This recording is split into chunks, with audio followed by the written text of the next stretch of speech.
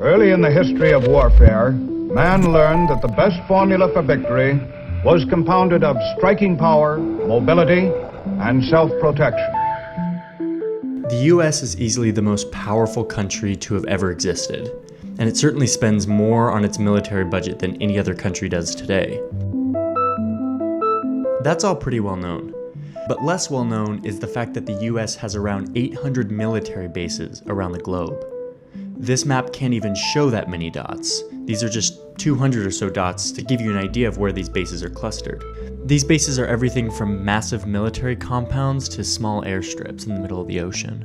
If you combined all the foreign bases that every other nation has outside of its own borders, you get a total of about 30. There's never been a country with such a massive global presence. And the big question is, how did these bases get there in the first place? And how much is it costing US taxpayers to keep them open? Most of these bases cropped up after World War II, when the US set up in places like Germany and Japan to help maintain peace after an era of intense global war. But we cannot expect these people to discard Nazi ideas with the casual air with which they abandoned their uniforms. Slowly, steadily, they must be taught the fundamentals of democracy.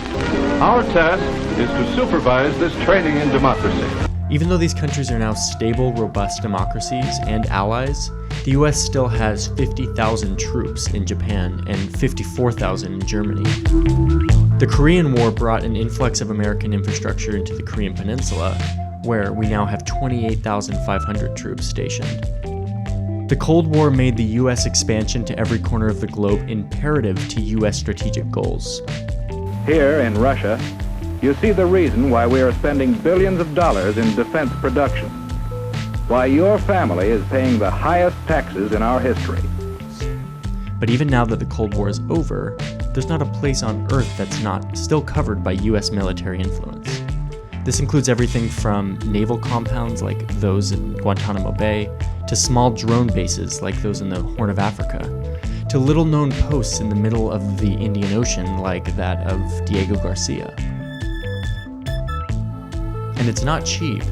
Keeping US foreign bases open costs taxpayers between $70 and $100 billion per year.